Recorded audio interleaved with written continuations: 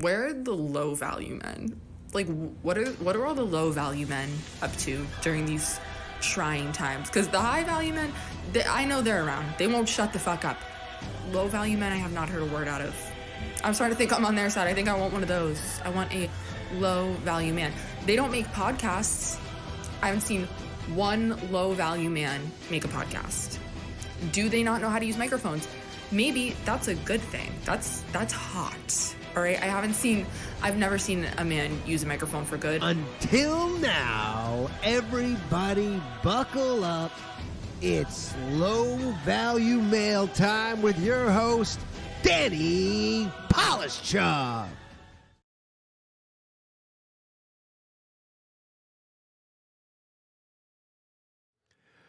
Okay, what's happening, everybody? Welcome back to an all-new episode of Low Value Mail on this January 9th, 2024, the year of our Lord. Am I a little blurry? Can't tell. I feel like maybe I'm a little blurry. Doesn't matter. It's fine. Welcome back, everybody. It's episode 91 of Low Value Mail, and do we got a banger for you this evening. Oh, man, am I excited about this. Joining us today, we have Richard Booth, who produces the OKC Facts Substack and a fellow at the Libertarian Institute. And he was actually recommended to me. So I didn't know much about this whole I knew the official story about the OKC bombing in 1995. I didn't know that there was some sort of, little monkey business, I guess you could say. And then Jose from Tower Gang, shout out to him, recommended. He said Richard is the guy who knows the most about this, has done the deepest of dives. So he's going to be here with us shortly to discuss all things Oklahoma City bombing. Before we get to it, please like and subscribe. Hit that subscribe button. Hit the like button. Just do me a favor. And if you listen to this, if you're a Spotify listener or Apple or whatever, just like leave a review. Just like do one of the things. You should do it. And then if you want to support the show, there's a few ways. Patreon.com/lowvaluemail. You become a YouTube channel member, even though one day they will demonetize this channel almost certainly and take them all away from me. Whatever. And on Twitter, you can just subscribe to my Twitter. You get one of those fancy wrenches that everybody's asking about. If I owe you a wrench, DM me on Patreon or Twitter, just so I can verify it, and I will give you your wrench. Fancy stuff. And once I think we're at like 350 paid subscribers. Once I hit 500, I'm going to be adding a half hour to the show. So it'll be a 2.5 hour show. And that extra half hour will likely just be straight open lines. So please do that if you want more show and more open lines. And I'll give away a couple of YouTube memberships tonight because they allow that to happen. Bathhouse. So there's going to be no low value mail next week. I'm going to be in Europe. I'm going to be with Ryan Long. We're going to be traversing Europe doing stand-up comedy. So if you live in Europe, a bunch of cities, I'm sure you probably know about them at this point. But if you don't, come check us out in one of the cities. We're flying to Dublin tomorrow night. But the Bathhouse, the next 2 weeks, God willing, will be hosted by Derek Drescher. I don't know what he's going to get up to on that shit. I gave him all the stuff. It's his show. If you don't like it, you blame him. If you like it, it's because of me. So anyways, that's all you need to know about that. There will be, no low value mail next week, but we'll be back the following, and I will be away for the next 2 weeks of the Bathhouse. All right, let's get to it. Without further ado, let's bring on the man of the hour, Richard Booth. Richard, how you doing, man? Can you hear me?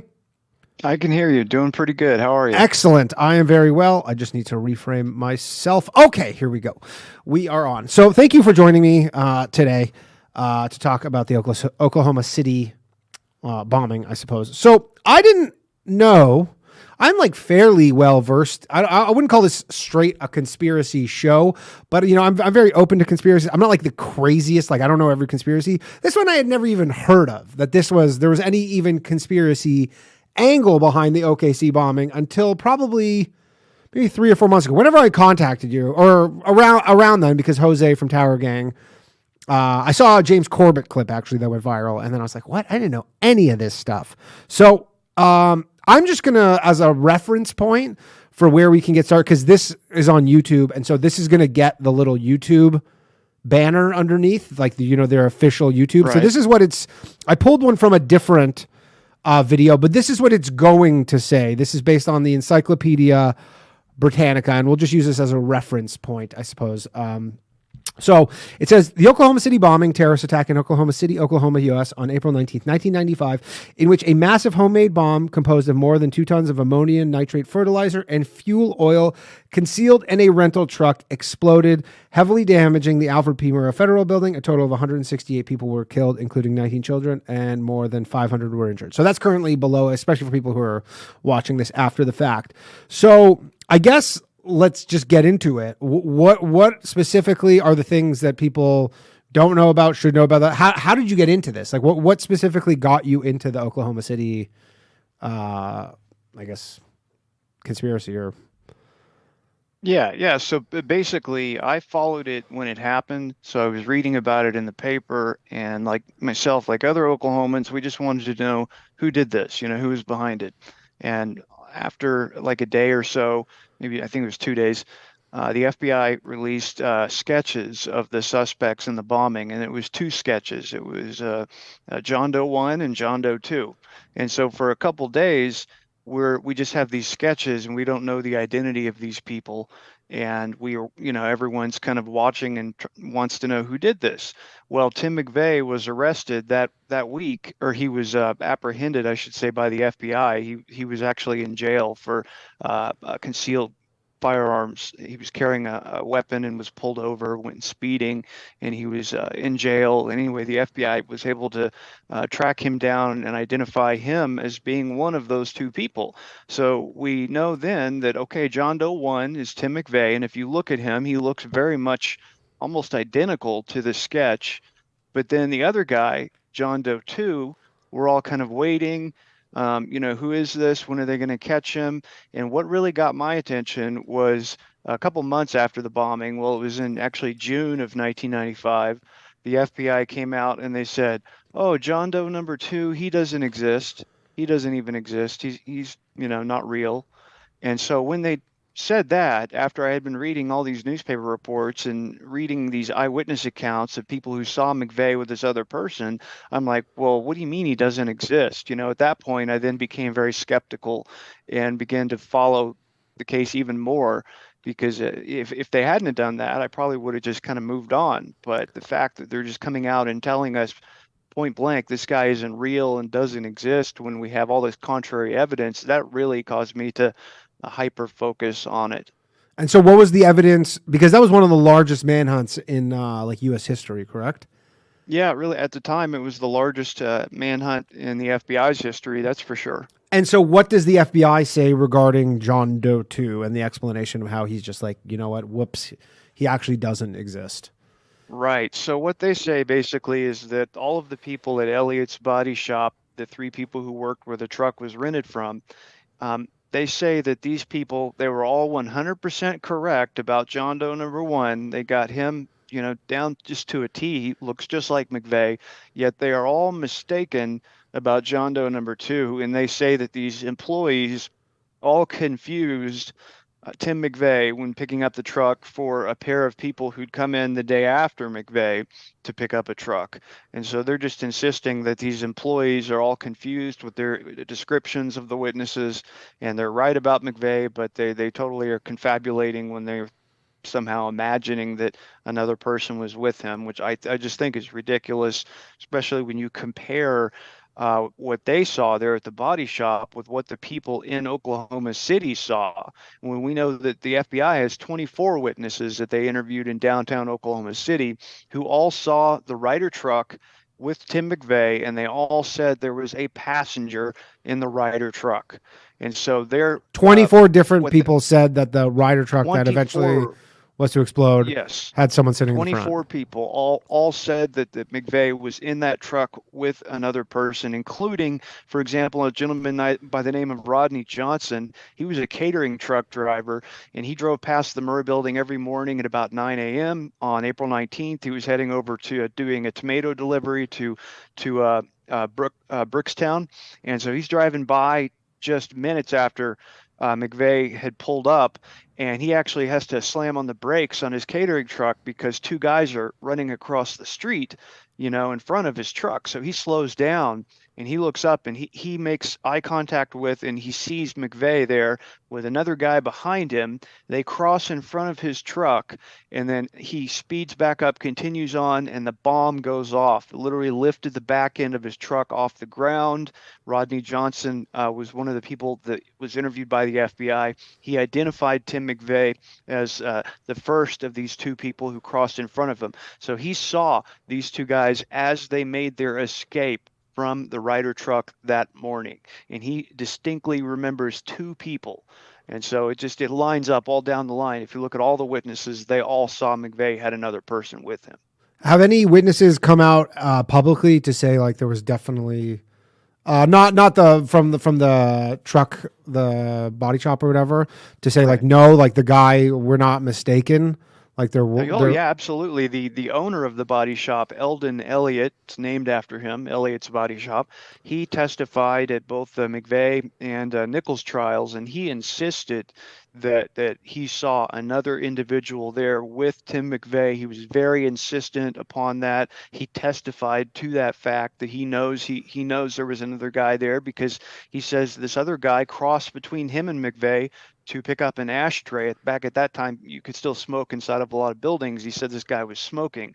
And in fact, when the FBI gave their description saying we have two suspects in this case, he described John Doe 1 and John Doe 2. He said John Doe 2, who may be a smoker. And they got that from the fact that these employees at the body shop saw that he was smoking when McVeigh picked the truck up. So he very much insisted that he saw two people that day, testified to that fact, and felt pressured by the FBI. He thought the FBI was trying to intimidate him and get him to change his story. And of course, with some people, that'll cause him really to dig in. I know it would me.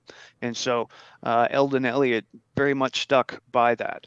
Okay. And just out of more of a curiosity, are you into conspiracies generally? Some things, like I'm interested in like the JFK assassination. I've always found that to be really interesting. But there are a great deal of things that I see that are like conspiracy theories that I just do not agree with. Sure. Just to be clear, you're not like blanket. You're not like. Oh, yeah. So what is your theory, I guess, on like the explanation for the John Doe number 2? Like, why did the FBI all of a sudden just say, let's drop it? Was this after Timothy McVeigh had been convicted that they dropped the not convicted? It was after he was arrested and he was in custody. It was about 3 months after the bombing, or 2 months. Okay. It was in June of 1995. So basically what I can discern from looking at the evidence, and this is a kind of speculation on my part, but I think it's probably what makes the most sense. I believe that it was sort of a prosecutorial strategy. Like the prosecution in league with the FBI, they really did not want to run the chance of McVeigh being found not guilty. And one thing that could have caused that is if they can't explain who John Doe number 2 is, if they can't account for him, well, the defense, they could have raised a big issue on that and tried to say that this other guy was the primary instigator, any number of different things. It really would have weakened their case if they could not explain John Doe 2. So what they did was they said he didn't exist. And then they took some of the actual accomplices in the bombing, Michael Fortier and Roger Moore, and they turned them into primary witnesses for the prosecution. So they take these accomplices and they turn them into key witnesses. They get rid of the guy that they can't explain, and this allows them to focus on their case, to focus on McVeigh, and they only have to then prove that McVeigh was involved in this, and they don't have to account for this guy that they couldn't catch. And so it makes me think that it was a weakness in their case. They didn't figure out who this guy was. They didn't get him into custody, so therefore they can't explain him. And so to simplify the process and to make their case that much stronger, they just say, oh, he wasn't even there. Okay. And so in your opinion, because I'm sure you've covered or I imagine you've read most that there is to read regarding this stuff. What do you think happened? And like how much of the official story is true? What specifically don't you believe? And I guess, yeah.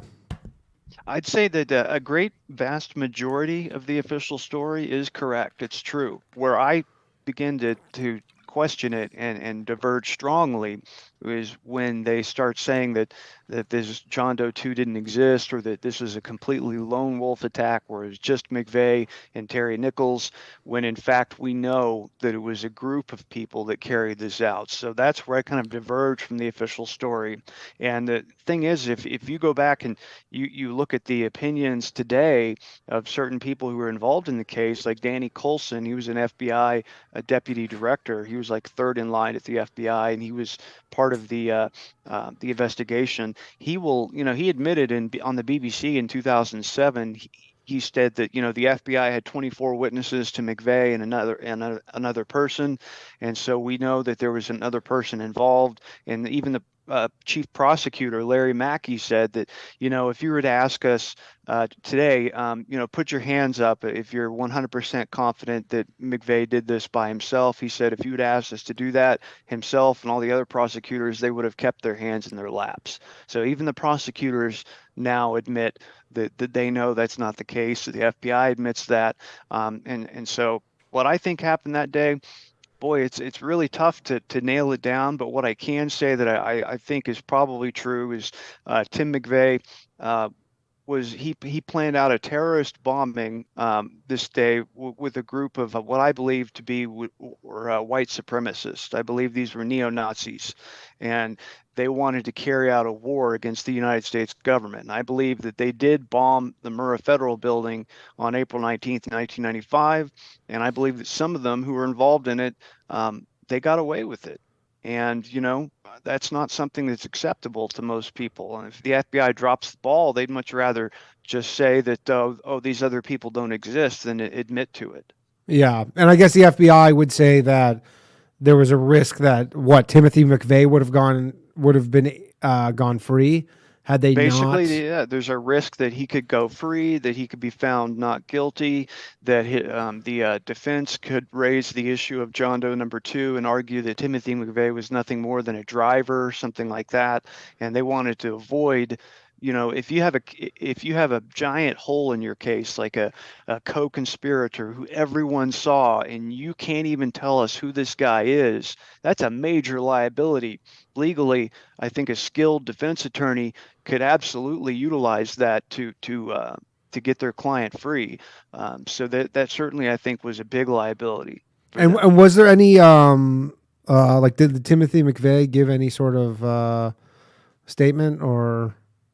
He did not. He actually seemed to really relish in making himself into kind of a martyr for the people who held his set of beliefs.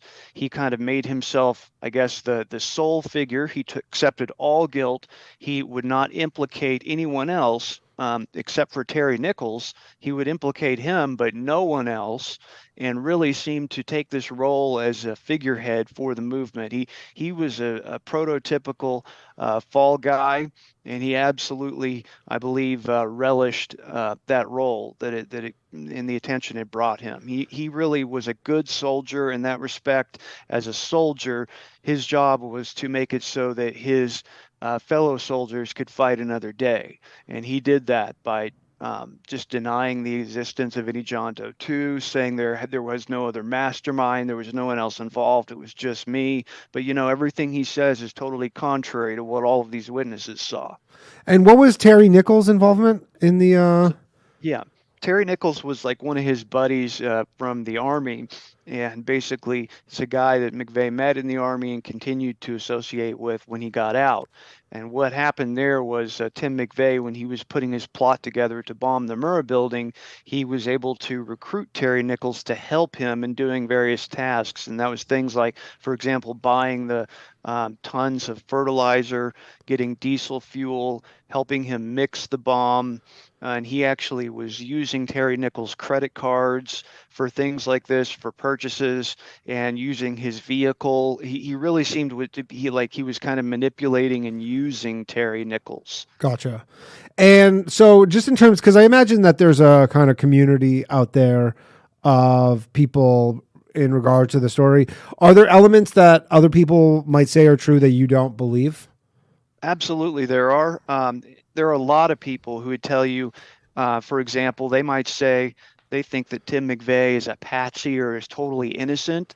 I totally disagree with that. I think they're absolutely wrong. It makes no sense whatsoever, especially when you look at the things McVeigh has said and you look at the evidence and you look at the witnesses. It's very clear that he was a key player in the bombing plot. And there are some people who, like, some of these conspiracy theorists will say, oh, he was just a patsy. And that's just, it shows that this person has not looked at any of the evidence, has not read any of the transcripts or the material.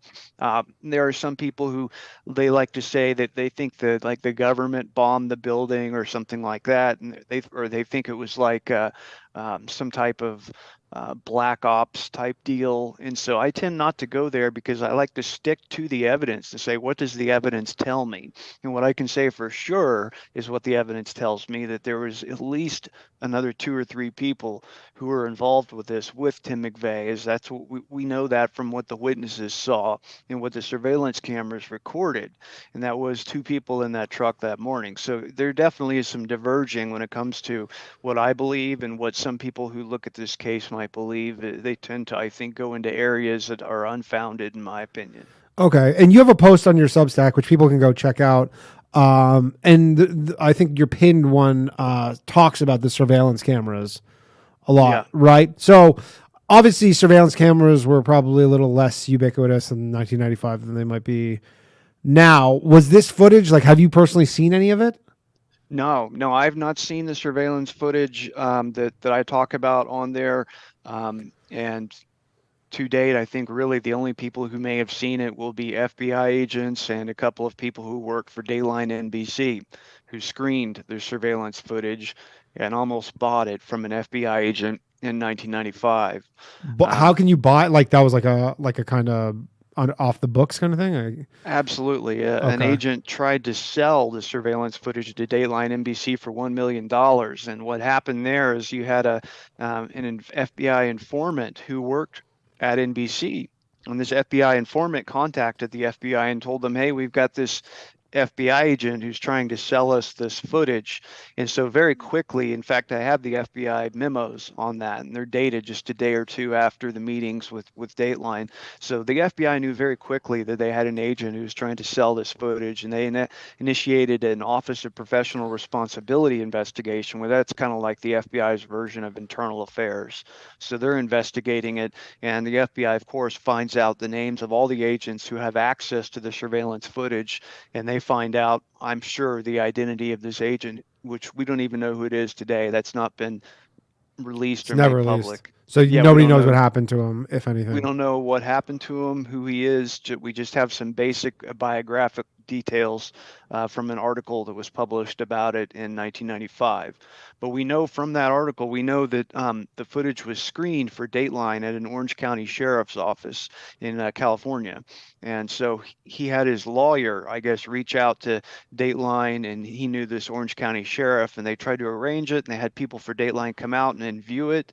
And it was evidently a tape that was a compilation tape. So it featured multiple video footages that were put together on this compilation tape, and it ended with the truck pulling up to the Murrah building and actually depicted the explosion. So it would have shown the truck pulling up and the truck. Now we know this exists too because Danny Coulson, I mentioned him earlier, he was the FBI agent in charge of the crime scene. He said on 1999 on Book TV, he was giving a presentation for his book, and he said to the audience, he said, we had McVeigh on videotape. We had videotape videotape of the truck pulling up a couple minutes to 9. So there he is admitting that they had the videotape. And we also have various articles that were published in the Associated Press at that time. There's one October 28th, 1995.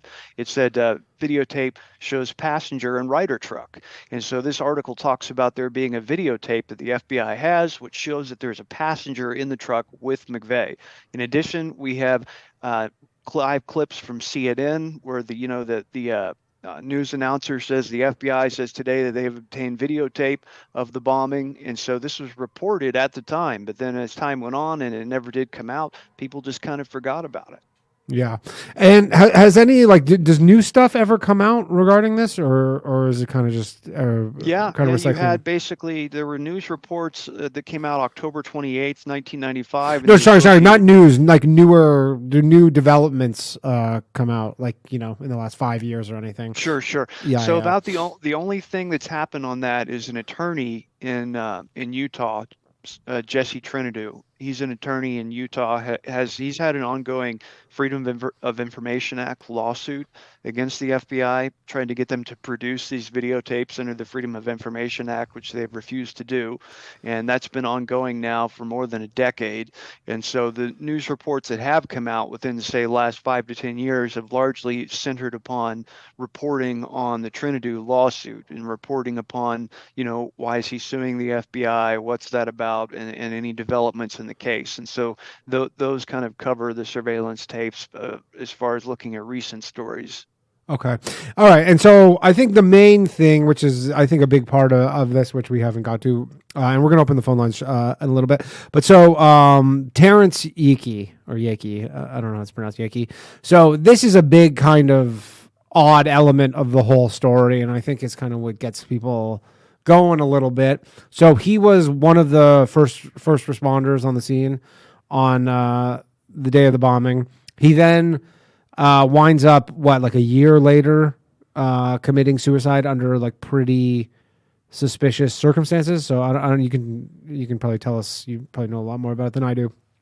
Yeah, Terry Yeakey, that's one that a lot of the folks, when they look at this case, they like to talk about that one because it really is a compelling story. Yeah, this guy was that's one that a lot of, he's a police officer in Oklahoma City, and he was indeed one of the first. He was the first one to arrive at the Murrah building, and he within minutes of the bombing, and he assisted in rescue and recovery efforts and saved several people that day.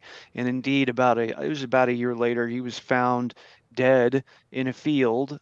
He had both of his wrists were slit, his neck was cut open, and he had a bullet wound in his head, right up here above the temple. And so he's found just obviously murdered and left in a field, and it was almost immediately declared a suicide. And interestingly enough, it was turned into a federal investigation almost immediately, handed over to the FBI. And people find that to be suspicious. And, at the time, his ex-wife, Tanya Yeakey, she's talked about this since then.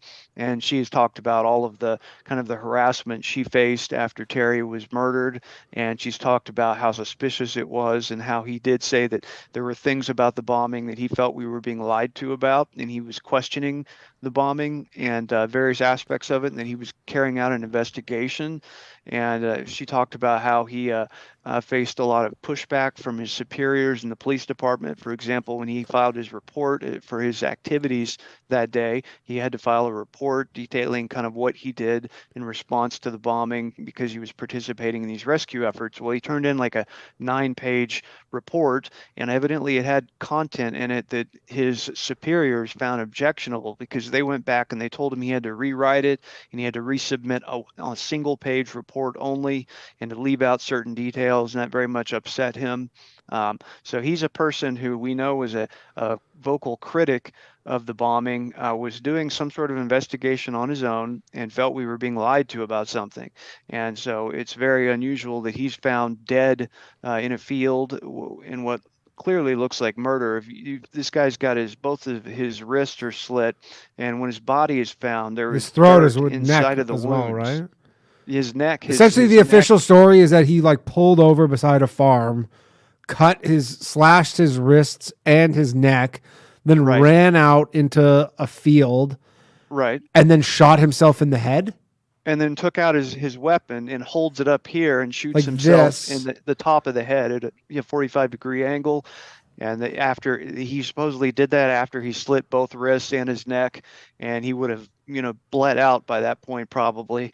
And they, find him with dirt inside of the wounds, which is indicative of a body having been dragged, and it gets dragged through the dirt, and the dirt goes into those wounds. So clearly his body was dragged to the location that it was found. He also had wounds like that would indicate that you have handcuffs or flexicuffs on. Yeah. So this was found on his wrists, and so very much it does look like a murder. Okay. And you believe that that's likely the case? I believe it's a certainty that Terry Yeakey was murdered. Absolutely. Okay. And so do you have any inclination of who might have done that? Because That's it seems difficult, yeah. Well, that's the weird thing, right? Because it seems like you don't really, from the John Doe 2 thing, it doesn't seem like necessarily this is like, inside job or whatever. It just seems like they were trying to get some sort of victory here and prosecute Timothy McVeigh and get some sort of justice. But then the Terrance Yeakey thing kind of throws a wrench in that, because then you now have these two things. And if you try and, I guess, reconcile them together, you're like, well, how could these now be related? And that's, I think, maybe where the conspiracy people start getting into like, well, is something else going on? Mm-hmm. So do you have any theories as to the Terrance, that angle? Well, it's hard for me to reconcile that, because when I think about it, and I think that Tim McVeigh was a neo-Nazi and he knew people within the neo-Nazi underground. When you look at that, you do not think that this is an organization that would be capable of arranging for the murder of a police officer and then making it look like a suicide and getting full cooperation of the FBI and law enforcement. That's not something that white supremacists are capable of. That's something I'd agree, else. Yeah. Yeah. And so that does tend to cause me to believe that there's something else going on here that we're not aware of. And it certainly points towards some type of maybe an intelligence operation even. It's hard to know for sure, but it definitely is suggestive of something like that. Okay. But nothing has come forward, like any sort of kind of We don't evidence? have any sort of evidence that would tell us. Pretty much it's just been speculation. A lot of people think that it was the FBI, because Terry was going to meet with, well, he told Tanya that he was going to meet with a couple of federal agents that day. He actually had previously put in a job application to work for the FBI, and he wanted to transition to go from the police department to the FBI academy. And evidently he was supposedly going to meet with a couple of feds that he may have known regarding presenting them with evidence that he had gathered in terms of the Oklahoma City bombing. And he had these questions about it, and he had this evidence he was gathering. And I just think if that were the case, he really picked the wrong people to go to. He's thinking these people are probably only 100% good, and they have what's good in mind, and he's doing the right thing. But he may have, I think, ended up meeting with the wrong people that day. Okay, so and we'll talk more about this shortly. Phone lines are open, everybody. 1-888-949-2969, and we have our first call of the night. One moment, please, Richard. Hello, next call, low value mail. Who am I speaking with? Hey, what's up? It's Al Sweet. How are you? Hey, one moment, please, while I patch you through. And all right, you're on with Richard. Go ahead. Hey, what's up, guys? Danny, you're the motherfucking shit. Thanks for doing the show, man. Thank you, sir. Awesome. Richard, quick question, Richard. Do you have any suspects for number 2? Any theories, any opinions? Yeah, there have been a lot of people who have been named over the years and said, okay, this person is John Doe 2. What I can say is that out of those people who are named, I feel almost 100% certain that John Doe 2 was not. It was not Michael Brescia. It was not Husani al-Husani. It was not Jose Padilla. These are people who are named as who John Doe 2 is. And as far as who he actually might be, one possibility is a guy named Muhammad, Ali Muhammad.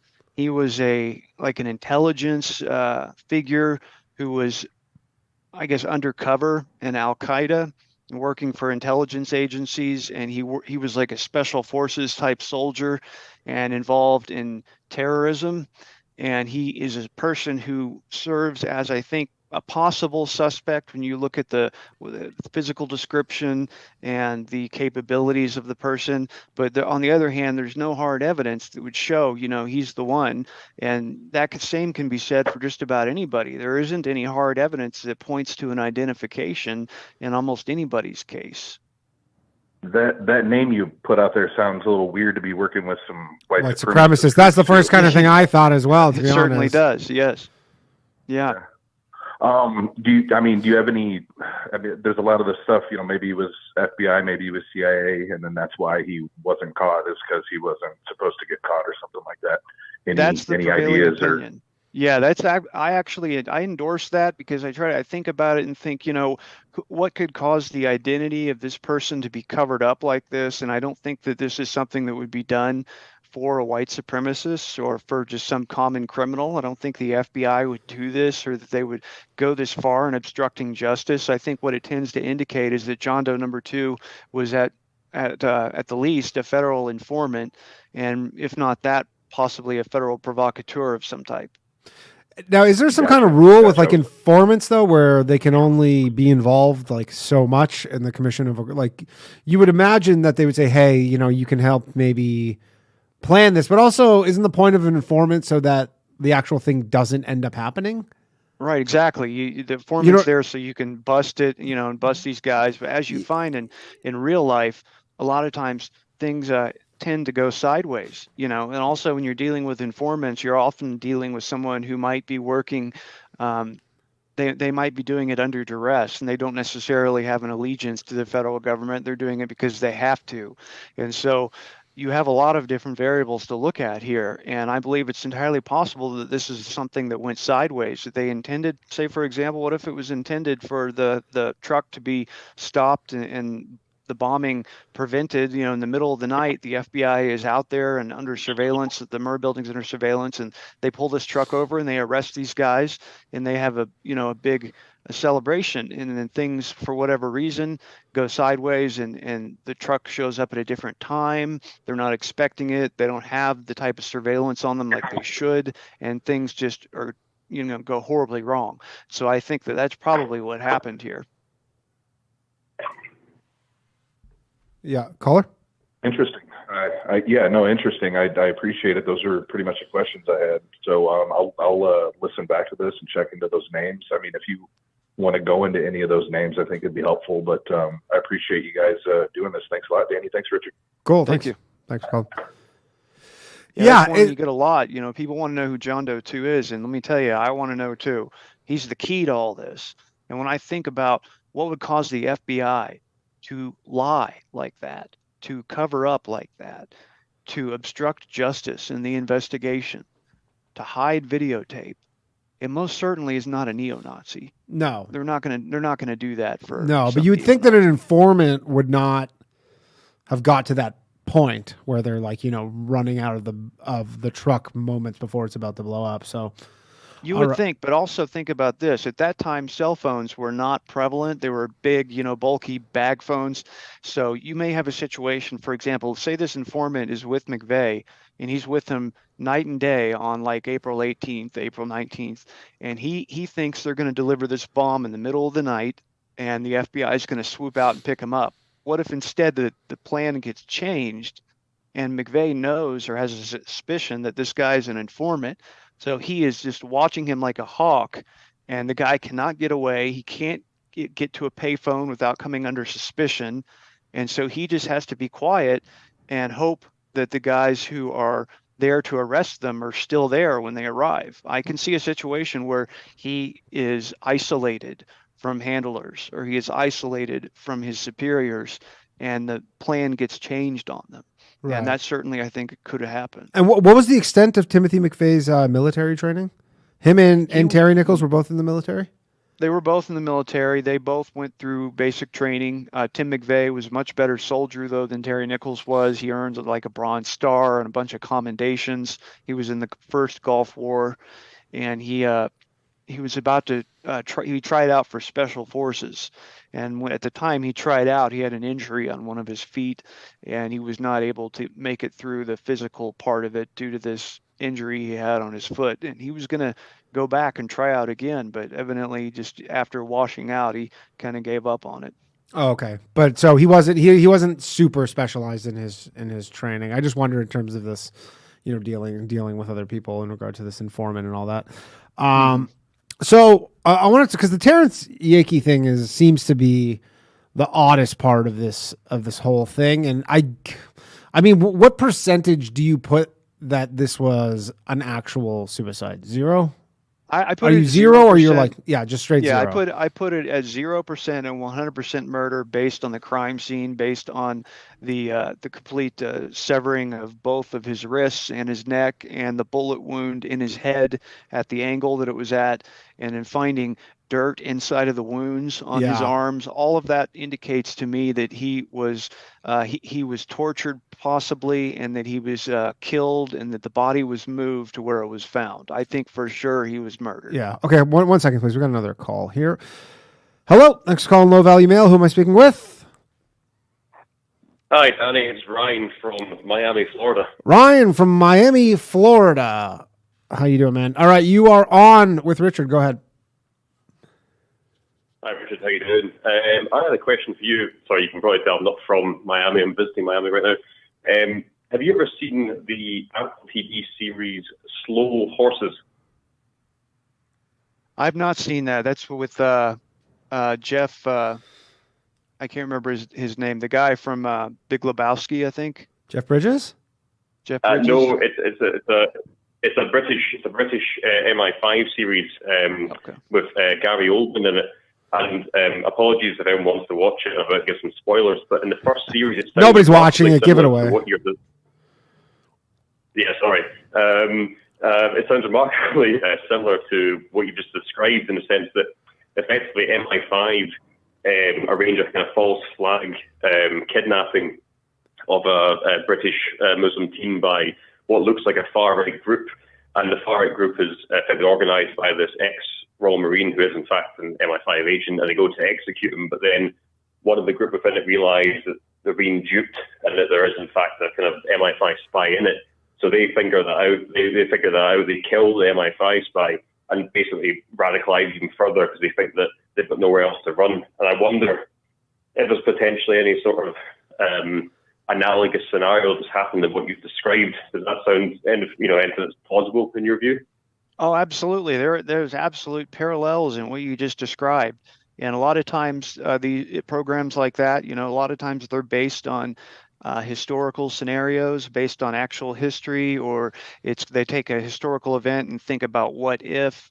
And certainly that sounds like a plausible, possible type scenario, because you're dealing with these radical groups. You have intelligence agencies involved with them. They do get involved in things like this, these plots, and it's certainly possible that your target, if it's a pretty savvy individual, they might be able to tell if someone is like an undercover agent. And so what would happen in that case? Well, they probably would kill him, or they probably would try to outfox the guy. Yeah, and then what happens later is in the series, it affects the MI5 realize they've been caught and they're trying to bury their tracks by basically killing off anyone who might have known the slightest bit about it, even some of their own people within the groups. Yeah, it's an interesting tale. And then I will check second that out. question, if I may, Danny. Yeah, go ahead. On you, so you're kind of where you work with the Libertarian Institute. Have you ever heard of the group called the Free Cities Foundation? The groups are looking to sort of build almost microstates or. We had Jeremy Kaufman. I had Jeremy Kaufman from the Free State Project. Yeah. On the show a few months ago. I'm not familiar with the Free Cities. I don't know about that.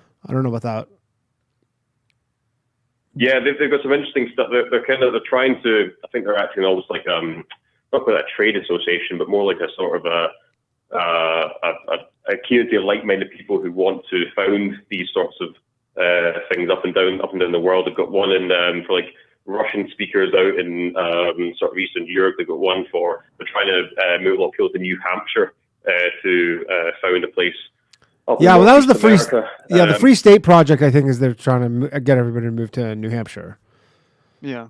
Yeah, so the Free Cities one, I think they must be working. Well, maybe not in partnership. They certainly point people towards that one as well. Oh, okay. Yeah, I'm not super familiar with the Free Cities project. No, but I can check it out. Are you a member? Are you joining one of these things? I want. They've got a conference every year in October out in Prague, so I'm looking to go either this year or the following. It's something I've got an interest in, but it's nothing a member of. But I have a few friends who worked in similar organizations. You know, what was his name? Peter Thiel's Praxis thing. Yeah. It was a similar sort of venture. I've known people who worked in things like that. Oh, okay. Yeah, I haven't heard of it, but I'll check it out and see what's up. The TV show you said was called Slow Sorry? Horses. The TV show you mentioned was Slow called Horses? Slow Horses. Yeah, Slow. Yeah, that's the one. Yeah, Slow Horses. And Danny, I look forward to seeing you on Saturday. I'm flying from Miami back to London, and I'll see you there. Cool. I'll see you in London. Say what's up. Come say what's up after the show. Cheers. See you. All right. Later, man. Thank you. Okay. There's we got a super chat. Sam Adams 73. Merrick Garland oversaw OKC Fed prosecutions. Lucky for him. Yes, indeed, he did. He was basically the point of contact for the prosecution, and I actually requested from the Clinton Library the Secret Service White House visitors log. Really? Can we actually, sorry, can we put it, we got another call. Let's put a pin in that and we'll come back to it. Hello. Thanks for calling Low Value Mail. Who am I speaking with? Hi, it's Kevin from Florida. Kevin from Florida. How you doing? One moment, please. And you are on with Richard. Go ahead, Kevin from Florida. Awesome. Love this show, Danny. Richard, big fan of your work. I was introduced to you on the Scott Horton show, and I just want to say thanks for all the work you do, man. Cool. Thank you, man. Yeah. So 2 points I have that I'd just like to hear you expand on, and a quick third, I guess, follow-up question. One is foreknowledge. Specifically, I'm thinking of like the ATF not being there that day.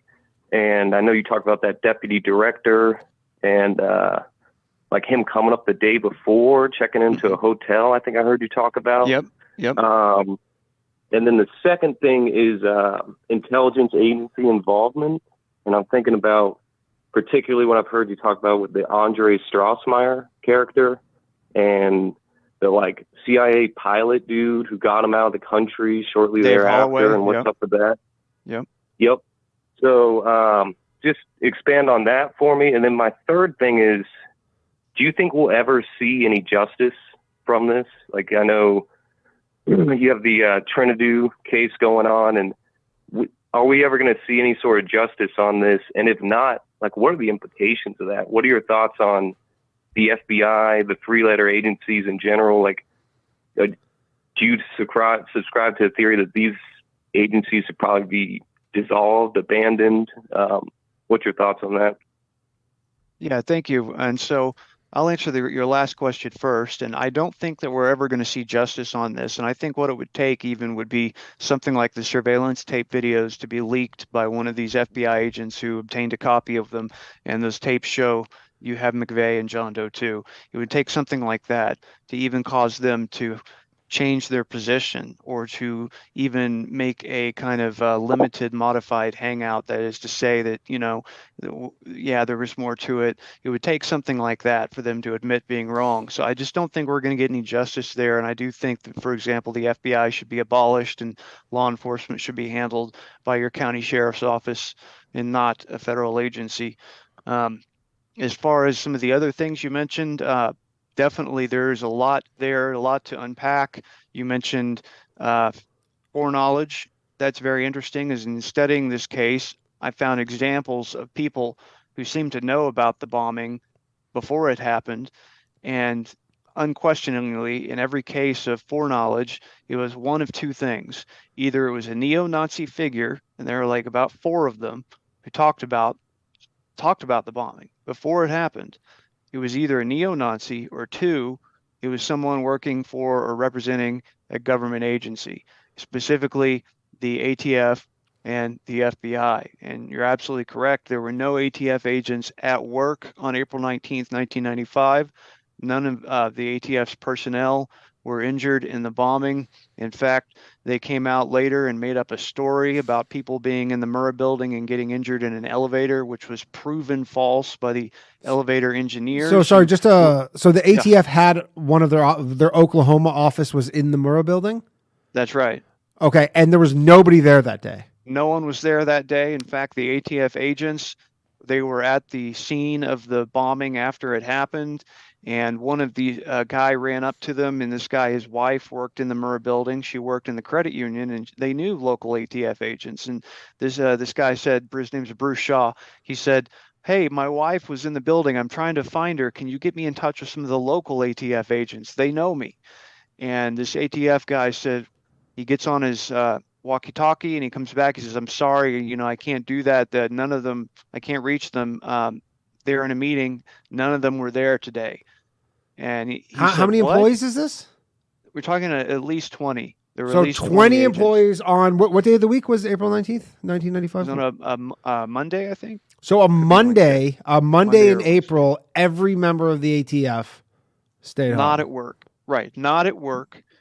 And more than that, you have their own agents admitting to multiple witnesses that they were not there that day. And he said they didn't come in today. They were tipped by their pagers not to come in to work.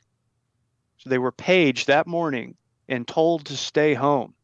Do we know who paged them? We don't know. We think they're talking about it's a page that would have come from the office. It would have a page come from, if this person's looking at their pager, they know that that's work. Right. So we And don't that just know, said stay, and they all just said stay home today. You got the day off? They were told basically not to come in. Not that, and as far as what we know about That's that, certainly odd. It certainly is. And Dateline, or that is 2020. It's a show kind of like 60 Minutes or Dateline. Yeah. They did a special on this in 1996 called The Families Want to Know. And it had interviews with some of the victims. And it had an interview with this guy, Bruce Shaw. And in the interview on national news, he said that when he talked to the ATF that day, we talked to a local ATF agent at the bomb scene when he was looking for his wife.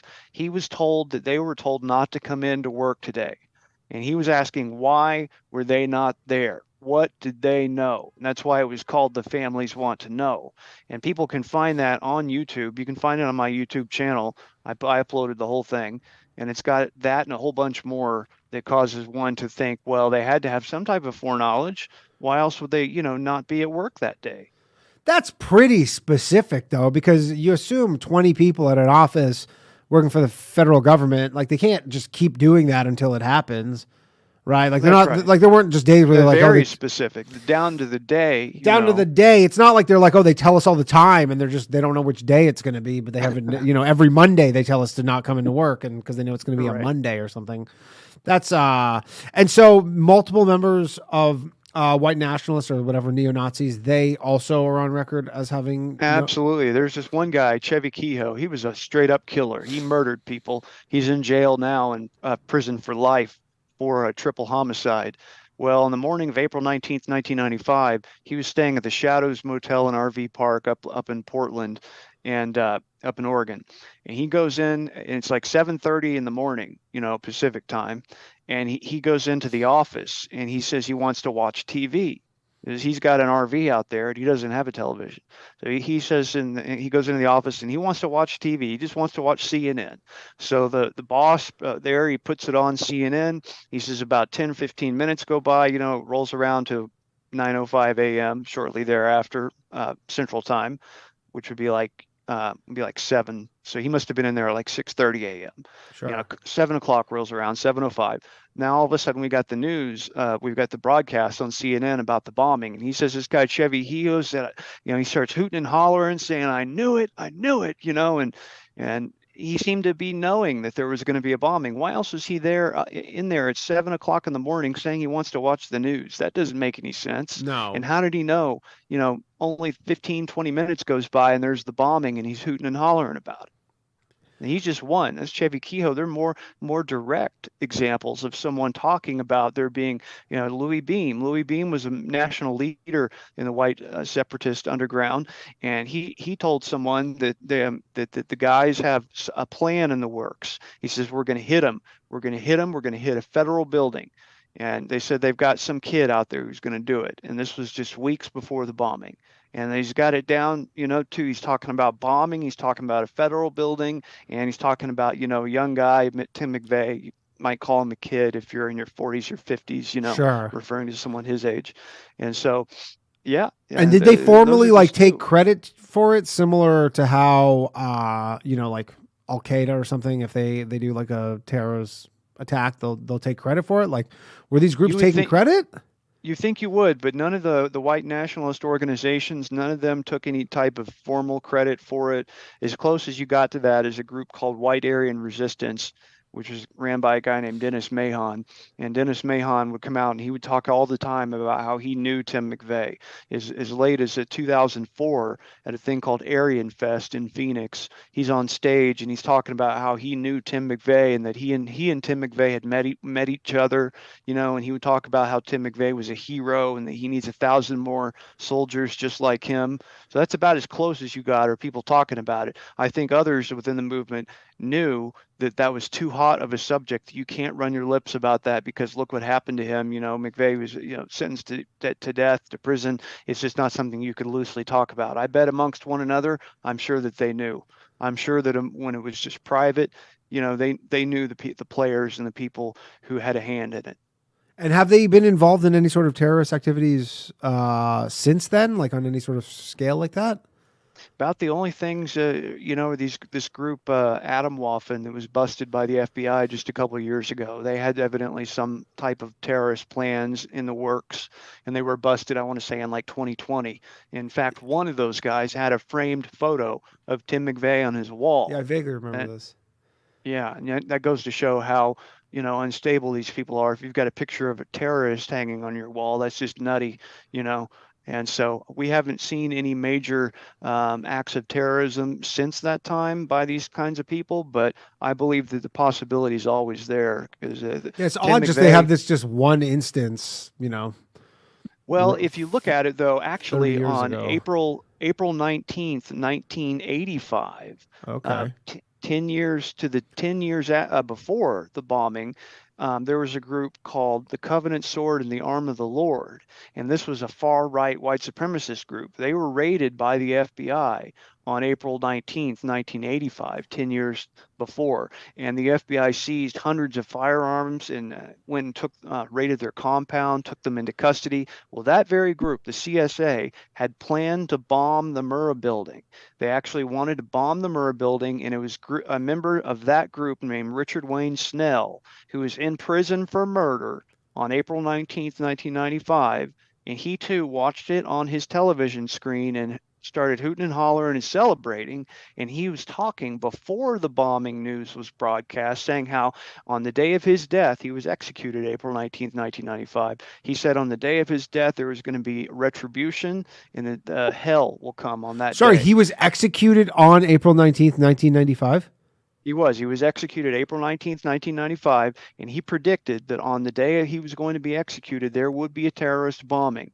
And prison official Alan Abels, who ran the correction system in his state, was quoted in the newspaper saying that Richard Snell was saying that there was going to be a bombing or an act of terrorism the day that he was executed. And some people, including that FBI agent I mentioned, Danny Coulson, think that there is a connection there. And obviously there is that connection, the ideology. The ideology that this guy Snell had is the same ideology that Tim McVeigh had. And they knew the same people. And this guy Louis Beam that I mentioned, who expressed foreknowledge, he was visiting Richard Snell in prison up until the day of his death. So how could Snell find out about this bombing? Easy. Louis Beam could tell him. Louis Beam's visiting him. His wife is visiting him. His wife's plugged into the white supremacist network. She could have heard it from Beam or any number of other people. And word travels quick in that movement. So I think that Richard Wayne Snell most certainly heard about some of these plans from the very person who was there talking about it, Louis Beam, saying how, that they've got some kid who's going to do something. He's the one who obviously told Snell about it for Snell to be able to say that there was going to be an attack on the day of his death. Okay. Caller, is that your smoke alarm chirping? Oh, I'm sorry. I can mute my mic. I don't know what it is. I think you just need to replace the batteries. There's just a battery issue in your smoke alarm. So Okay, I'm sorry about that. Yeah. Just you don't have to do it now. Just at some point in the next couple of years, if you want to replace it, that'd be a good idea. You have any other questions?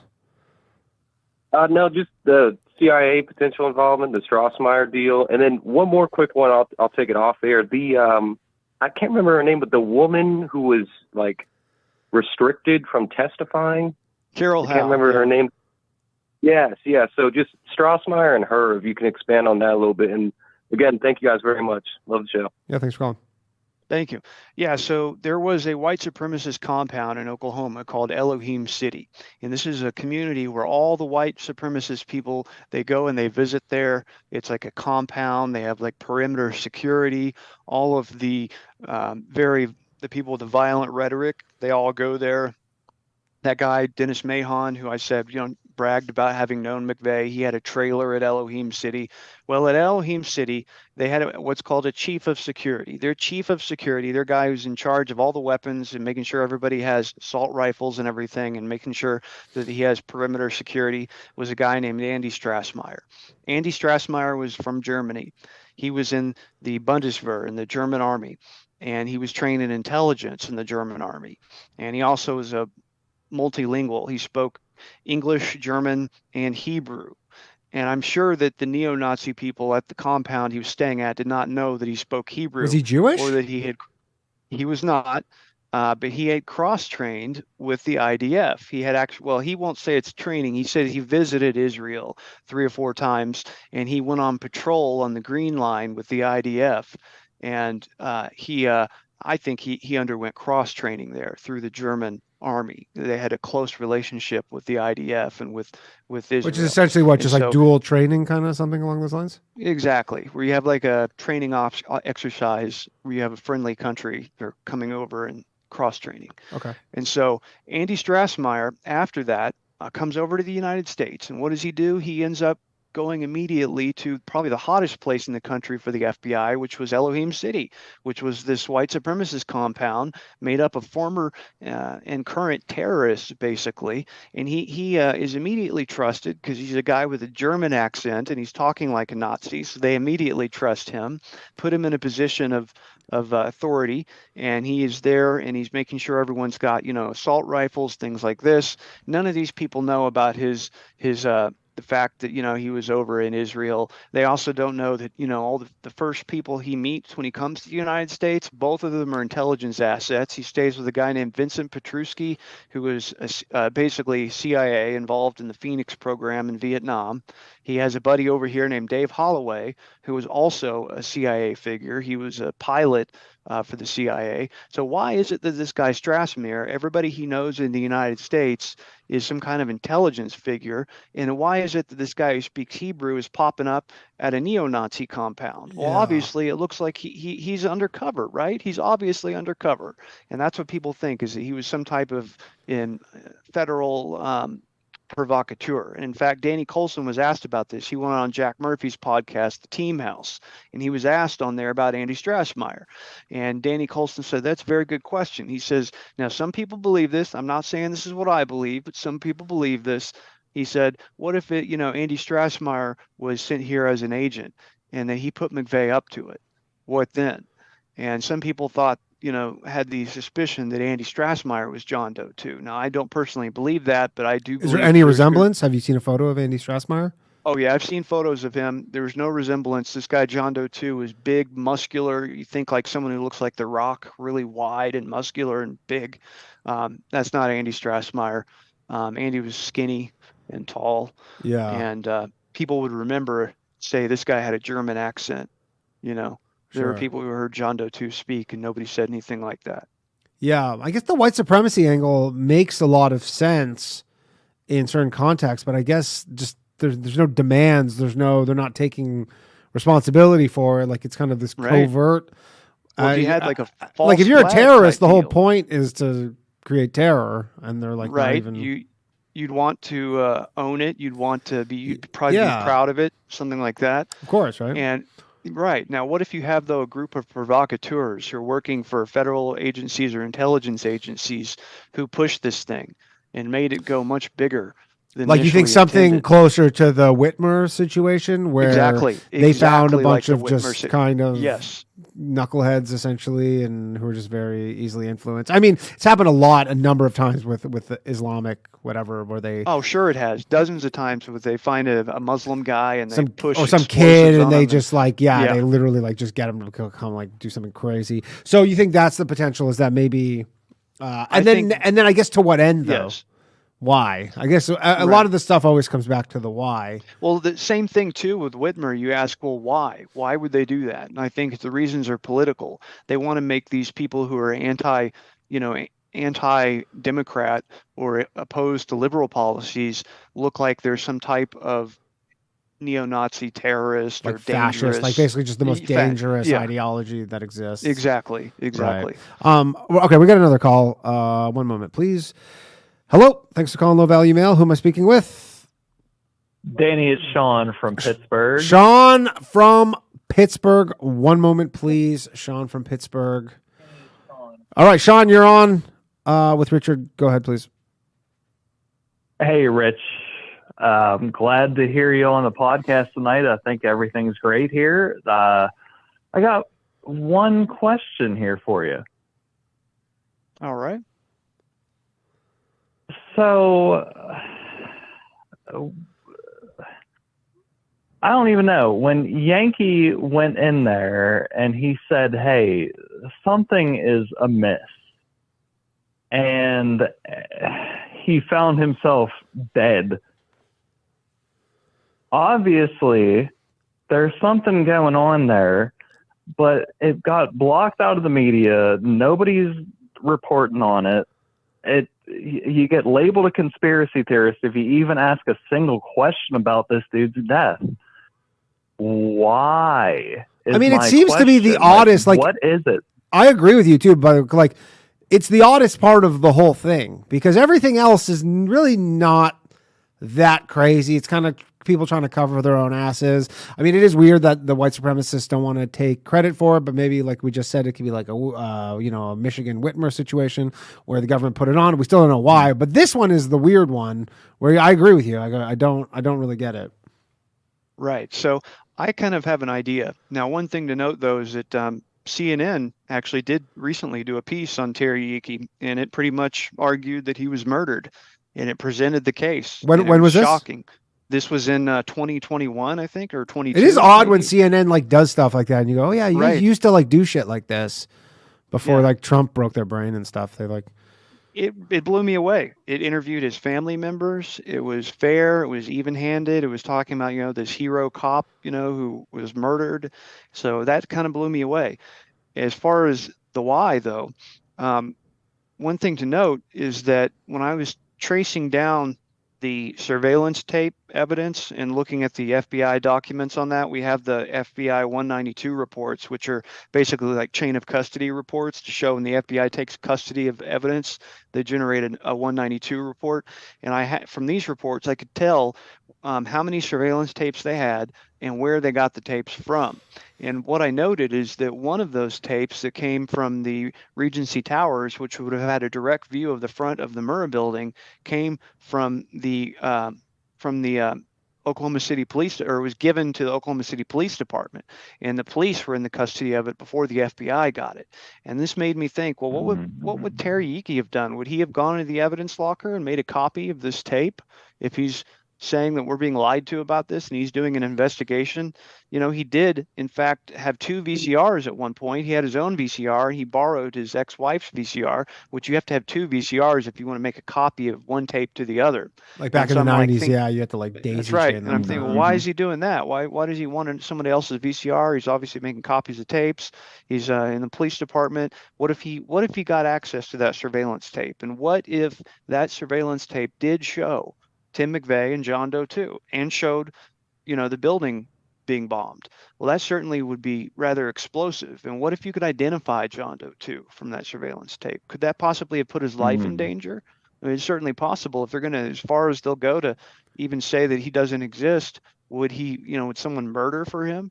It's hard to say, but I think the key. Well, let me ask you this then: that John Doe 2 that we haven't really identified yet. Do you think he is an FBI asset? Do you think he's directly involved with this whole situation?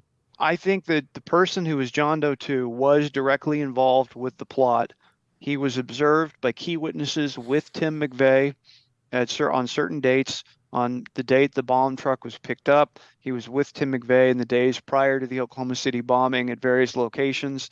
If you're a person, it's easy enough to say that, okay, just being a friend of Tim McVeigh's doesn't make you a co-conspirator. And I think that that's largely going to be the truth. But on the other hand, if you're with him when picking up the Ryder truck, you're there with him on the day at the scene of the crime, you're getting out of the truck with him, you're more than just a friend. Yeah. So that seems like that would be directly implicated. I mean, regardless of if you're a friend or not, they have to find you and talk to you. Like whatever, how you fit into this, they have to at least their side of the story. Yeah, you got to be like, what was going on there? What were you doing? Mm-hmm. At the very minimum, because we don't even have that. We don't even know who he is. The FBI goes so far as saying the man doesn't exist. I've read the accounts of the witnesses, I've read the grand jury transcripts, I've read the 302 reports, and if you're telling me this person doesn't exist, you're full of it. You're trying to gaslight me by saying that. And I know then there's a conspiracy there if that's what you're saying. Yeah, go ahead, caller. What was your question? No, I was going to say I completely agree with Rich here, but so the other question, the movie Bowling for Columbine. Yeah. I believe it's one of the Nichols guys. Yes, James Nichols. They allowed James Nichols. Yes, I'm sorry. Thank you. Mm-hmm. They allowed that interview to go out with him being, they implied that he's a gun nut and he's sleeping with a revolver under his pillow, and he cocks it to his head allegedly with the fat man there. I don't know. I would just like to know what your opinion is on him as a character from the whole situation, because I don't really think he's involved. I think he's just a patsy. I could be wrong, but I just want to know what your opinion is on that. And fellas, I'm going to get off the line. Thank you very much for taking my call. Thank you for calling. Later, guys. Thank you. Yeah, that was a really funny scene. If anybody wants to go watch Bowling for Columbine, that scene is worth the price of admission. It's really hilarious. I've seen the movie not in a long time. Can you refresh my memory? Yeah. James Nichols is the brother of Terry Nichols, and so he's Terry Nichols' brother. He was a personal friend of Tim McVeigh's as well. He knew him. Terry, that is to say, Tim McVeigh put James Nichols' address on his driver's license for his farm in Decker, Michigan. So he knew this guy very well. He'd been to his farm many times. He was friends with him. And as your caller said there, he's absolutely right. James Nichols did not have anything to do with the Oklahoma City bombing. But as a character, he's hilarious. If you imagine a person who is like Dale from King of the Hill. Yeah. That's pretty much how this guy was. He really was kind of a nut. And that's why the scene in Bowling for Columbine is hilarious. And one of the things in Bowling for Columbine, James Nichols says, is he looks at the camera and he says, who blowed up the Murrah building, or who blowed it up? It was just the dumbest, most ignorant sounding thing. And it was funny too, because it's his buddy who did it. And here he is acting like he doesn't know who did it and suggesting that it was the government. So he's just a real character. Very strange. I think they're saying in the chat now he is a she now. No, not James Nichols. They're thinking of Peter Langan. Oh, okay. All right, we got another caller. One moment, please. Hello, thanks for calling Low Value Mail. Who am I speaking with? I'm just calling from the chat. Yo, what's up, Slav? How you doing, man? All right, you're on with Richard. Go ahead. So I had two questions. One was regarding the Whitewater affair. You're familiar with that, right? Yeah. Can you tell people what that is for those that don't know? It was, $300,000 because the Clintons, they got invested into a land development deal and it failed, and then Clinton wanted an illegal loan to pay off one of his partners. This is in Arkansas? Yep. Okay.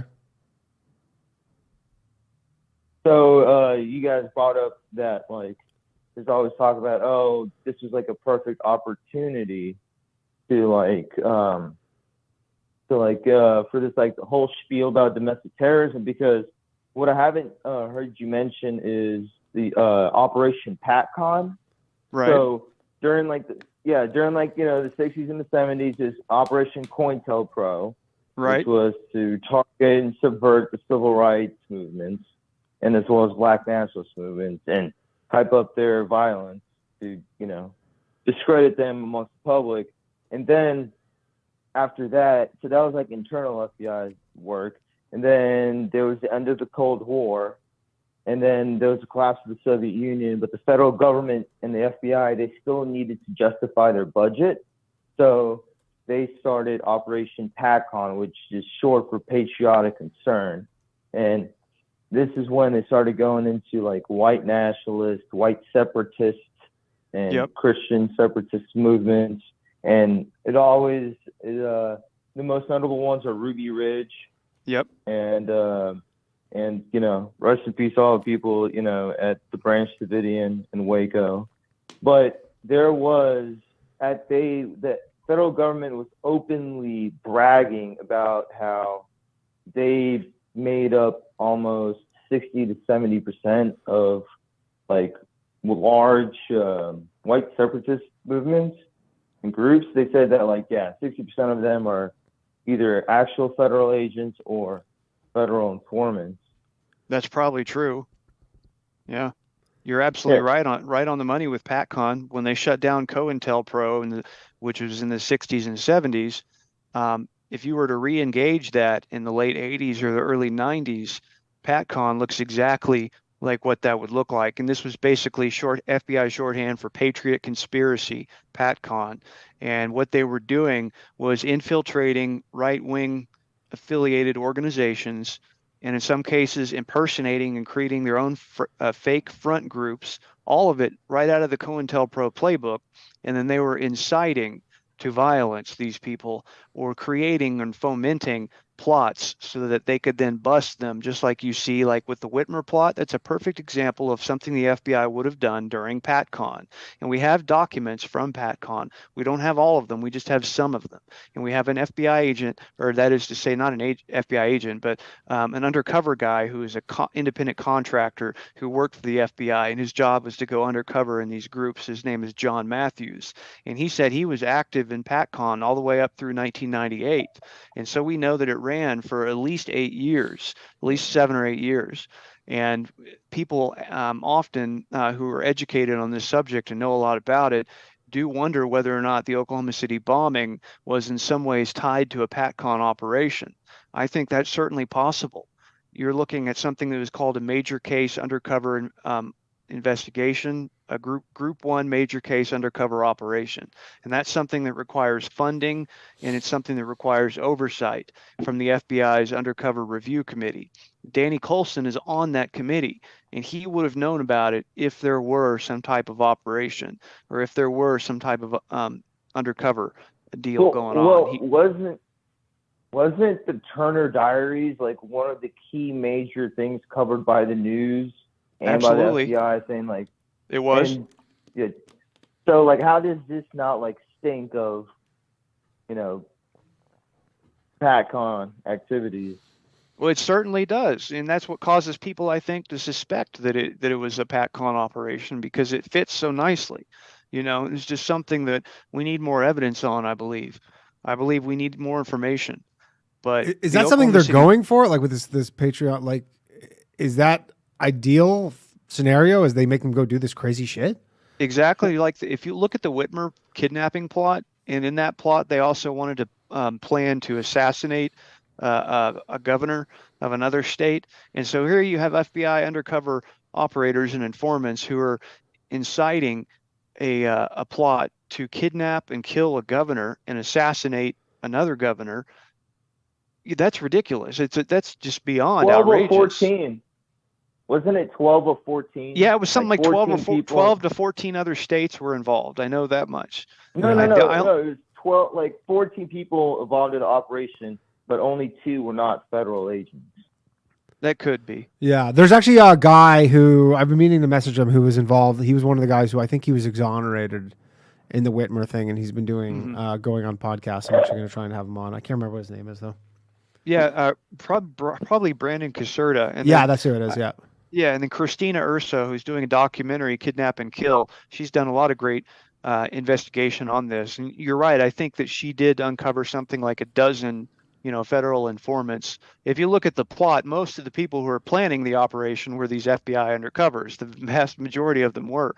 So you have a situation whereby they're creating and fomenting the terror plot. Yeah, because again, this isn't like this.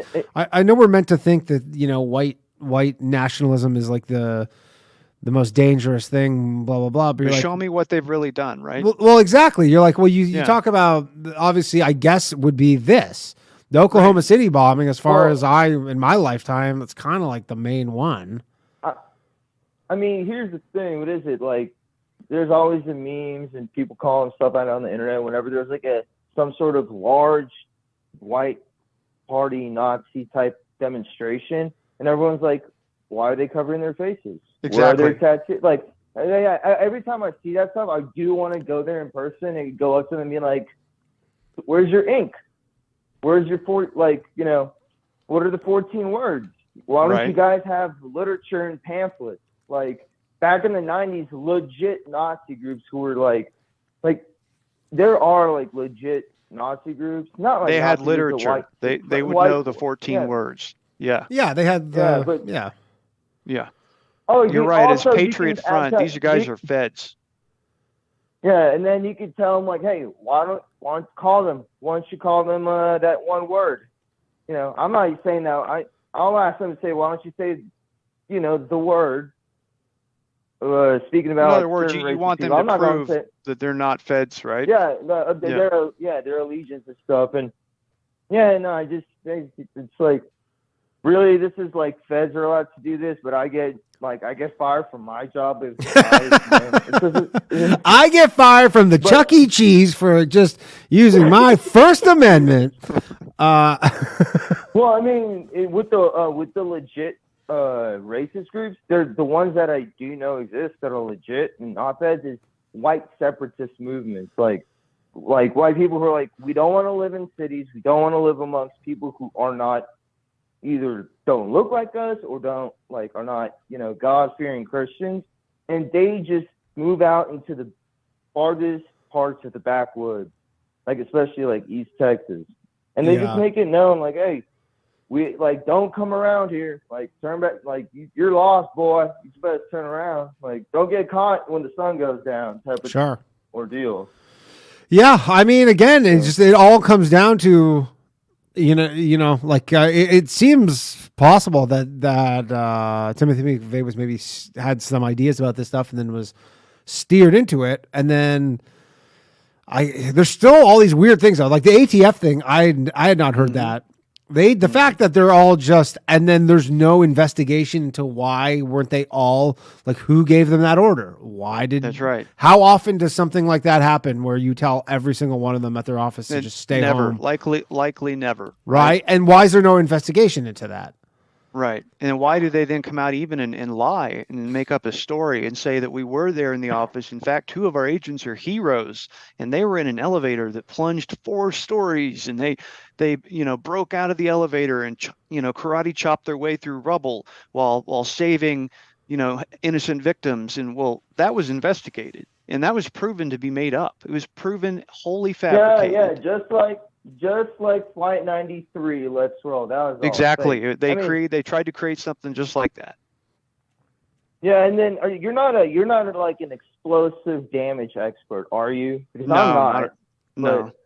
No. But when I see the photos, I'm like, dude, a Ryder truck filled, because I know when they first reported the truck being filled with, it was filled with barrels of the ammonia phosphate and Nitrate, everything else that was used for the explosive. And then people started to deduce the math and analysis on that, and they're like, yeah, that wouldn't be enough. And then the FBI updated again saying they went from like 2,000 to 4,000 to 5,000 to finally 7,000 pounds when McVeigh's book came out. That bomb kept inflating in size every 2 weeks. Every month or so, the size of it increased in the news. There was no way to just find the actual transactions for.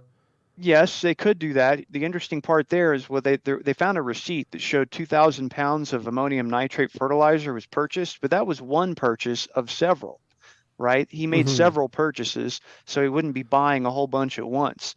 What happened is the FBI got their hands on this receipt that said 2,000 pounds was purchased, and then the FBI's so-called explosive expert comes out and says, oh, this was a 2,000-pound bomb. And he's asked, how does he know that? Well, that's what the receipt said. No, you're supposed to do forensic evidence and forensic investigating and determine using mathematics and determine by looking at the variables at play in the situation and using the scientific method to determine how big this bomb was, rather than just fabricating a number based on what you know from one receipt. And what have bomb experts said regarding? The axle, the rear axle, for instance, if the bomb was to come from the truck itself and not from anything embedded in the building, the axle would have been blown like downwards into the concrete and pavement, except it was found like blasted 200 yards. A couple blocks away, yeah. And now does that insinuate that some lettered agency essentially rigged up that building? And some people do think that the cavity, I'm not to what end though? I guess I always ask because I understand some of the people say mass shootings and they go, okay, well, like when people go, this is like a false flag mass shooting, you go, well, the reason is because they're trying to strip people of their rights to have guns. You go, okay, I get that. I still don't really understand what was meant to be achieved here, unless there maybe was something that we just don't know or just never materialized or what.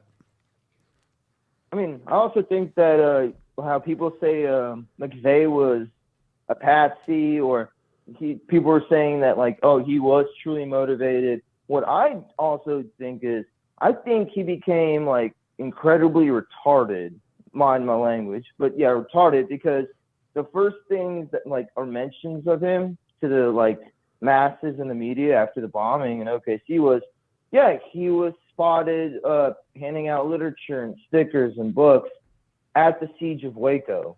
And I'm like, and it's like, dude, this is a massive federal operation. They see who goes in and out. They're taking pictures of everyone's face and exactly. Why are you doing this, right? So it's like, then it's like, that they know that you were there. They know that you have anti-government sentiments. What did you think was going to happen when some other guy just approached you with the idea of, hey, you don't like the federal government? Why don't you attack them? I mean, that's never going to work in life. If you don't like them, just try and separate yourself from them. Yeah. Just go as far in the woods as possible. I mean, easier said than done, I guess. Yeah. And a lot of people do suggest, and they think that maybe the bombing was some type of explosives in the building. I know that when Terry Yeakey's sister, for example, was interviewed for that CNN piece that came out just a year or two ago, she said that Terry had seen evidence that the building exploded from inward out rather than something on the outside going in. So she's saying basically it wasn't a truck bomb, it was explosive, something that caused it to blow up from the inside out. She said that Terry had seen evidence of that. Now, I had not heard that before. I thought that was really interesting, and it made me wonder again about the surveillance tapes. So what if he saw those tapes, and what would it show? Would it show a building imploding like you see when a building implodes? Would it show something that very obviously was not the result of solely a truck bomb? There are a lot of questions, and usually with the explosives part, people look at the blast damage, and you find there was one column of the building that was located directly parallel to the truck, very close, in other words, to the truck. And that column was left totally standing. Meanwhile, other columns that are farther away were completely vaporized. And so people tend to say, how come there was not a consistent blast radius here, not a consistent bomb pattern where things that are close to the explosion are vaporized and things further away have less magnitude put upon them. And so I can understand. I can understand that argument. And then the explosion inconsistencies as well, whereas whatever newspaper that they had in town for OKC, I forgot which one, they had to like redact and remove and completely like scrub from their printed records that during the rescue operations they were called back. And they had Terrance Yeakey there at the same time. They had to be called back like 3 or 4 times because there were about 3 bomb scares. 3 bomb scares that day while they were doing rescue operations. They stopped in Oklahoma City. Yeah, in Oklahoma City during the rescue operations while they were rescuing people, there were 3 bomb scares. This is all recorded. It's in the documents. There were 3 of them that day where basically it was said that they found residue of or component or a piece of explosives in the rubble, and they had to evacuate people, get the rescue personnel out of the way until it was safe. And so we have actual video footage from CNN and other networks of them talking about a bomb scare and that the rescue personnel are being backed off because they found explosives. And then we never hear anything afterward about what that was about. And of course, the conspiracy folks take this and say that, well, obviously there were explosives in the building and look, they're undetonated. If you look at the building, it did not completely collapse. Only 2/3 of it did. So there were unexploded ordnance in the rubble, and that was found on the columns, plastic explosives, timer, that kind of thing. That's what people argue. And certainly that's possible. I'm not going to discount it because of the way that the blast radius was not symmetrical. That's very odd to me. But also, I've got to recognize my own limitations. I'm not an explosives expert, so I couldn't say that with any certainty. But I definitely think it's unusual. Yeah, but sure, like there couldn't have just been the goal to take the building just down because they wanted to get rid of the building, like similar to what's the rundown World for Trade Center. 1993? 1993 World Trade Center. Like, what's the quick rundown on that? Yeah, that I don't know much about that. Iraq. Well, they tried to blow up in the parking garage, right, or the underground. Yeah. Islamic, I guess, fundamentalists. Supposedly, the official story is Ramzi Youssef assisted them in building a truck bomb, and it was put under the World Trade Center, and it blew up and not hurt something like a dozen or more people, killed a couple people. But as far as what the true story is or what really happened or anything, I just don't know much about that when it comes to the first World Trade Center attack. Yeah. All right, thanks, caller. I can take another call, but have a good one. All right, we're going to take one more call here. Hello, thanks for calling Low Value Mail. Who am I speaking with? Hey, Danny, what's going on, brother? This is Chris. Hey, Chris, how you doing, buddy? I'm doing good, brother. How you guys? Very good. One moment while I patch you through. All right, you're on with Richard. Let's hear the Are you familiar with numerology, Richard? A little bit, yeah. Okay, Chris is a big numerology guy. All right. Hey, what's going on, Richard? Hey there. Quentin, I will get into numbers briefly, but it's mainly going to revolve around, Richard, what do you think of the theory that Timothy McVeigh became Paul Weissapal? That I don't know anything about. There's a theory that he just like kind of started a new life as a new person. Okay, well then if you need to look into this because this is the craziest thing. If you type in Paul Weissapal, Wyssopal, it is Timothy McVeigh. Interesting. I mean, they're the same height. Were they saying like his death was faked or something? They look very similar. I'm looking at them. Wyssopal. Okay, look at it, and let me blow your mind real quick because this is how I'm pretty sure. They look really similar. All right. They do look really similar. Not identical, but this similar. Guy does look a lot like him.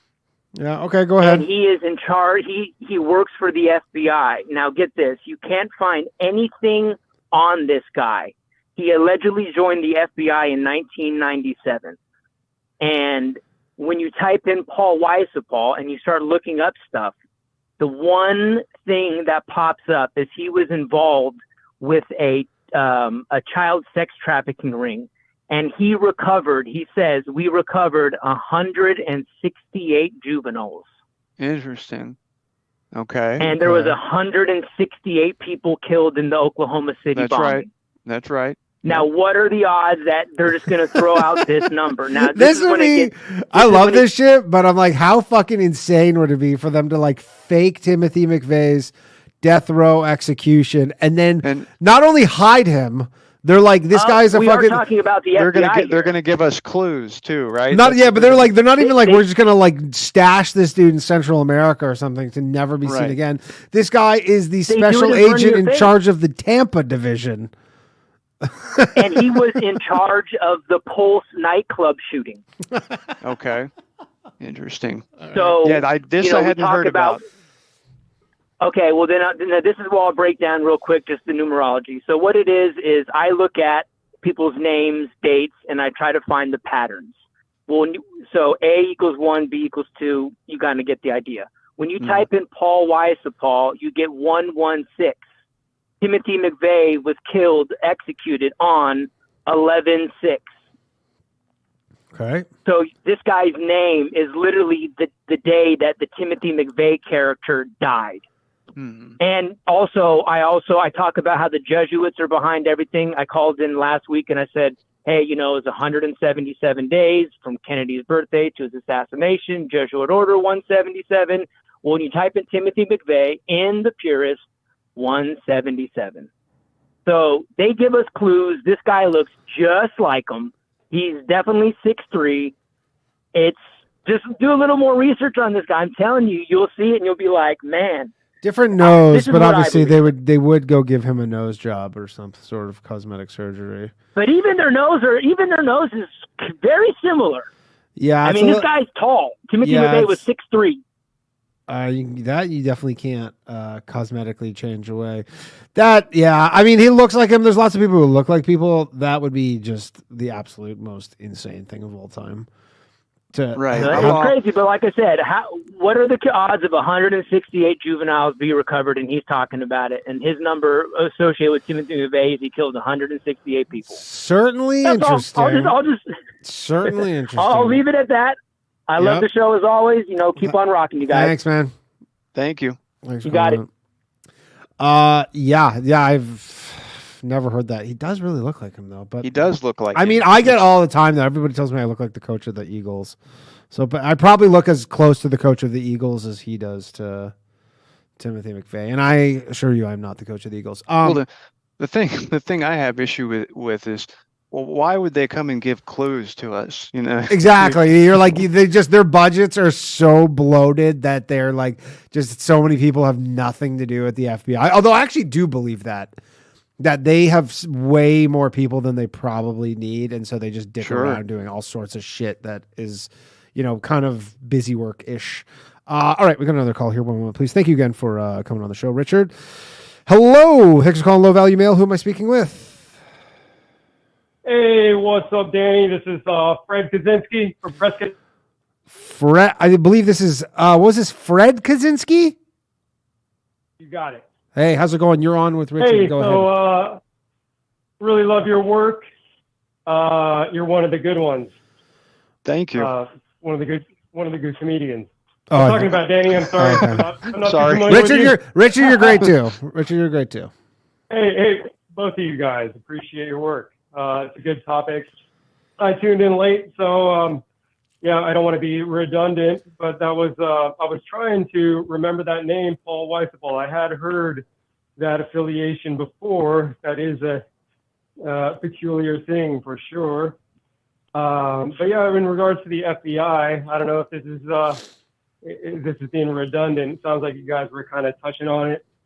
There's a book called Terror Factory, and it outlines many cases where it seems in a very Whitmer-esque fashion, they entrap all kinds of people into their schemes, and in order to finance some of their operations to get funding.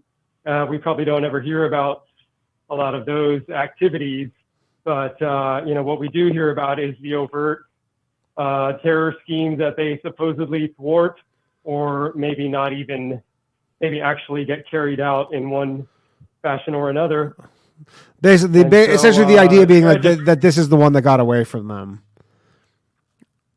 Well, I don't think it even has to be that it got away from them, because I can still see actual acts of terror serving some of their purposes, because it seems that the FBI, I was starting to read Whitney Webb's book, One Nation Under Blackmail, and she talks about the history of these intelligence groups, including the FBI, basically saying that J. Edgar Hoover, early on, he had about a 50-year reign over, as a director, and he was compromised early on because of some of his proclivities.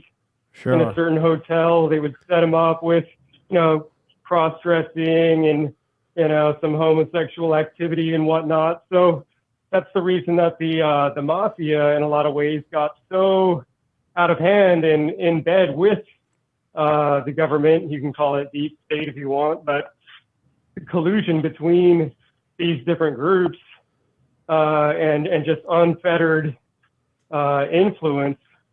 Now, do you have any theory as to why they would, or what would to be gained from the federal government blowing up a federal building like that? Because again, it didn't seem like they tried to. It wasn't like 9/11. They passed all these laws. They took away all these freedoms. Like that never happened, as far as I understand, in '95.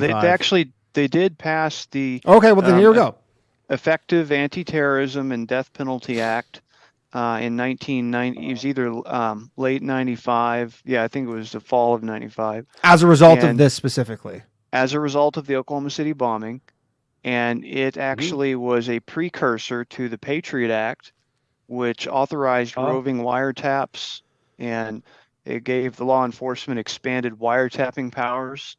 And that was, in fact, named, in part due to the Oklahoma City bombing, the Anti-Terrorism and Effective Death Penalty Act. Okay. And so and it was actually Joe Biden who sponsored that legislation.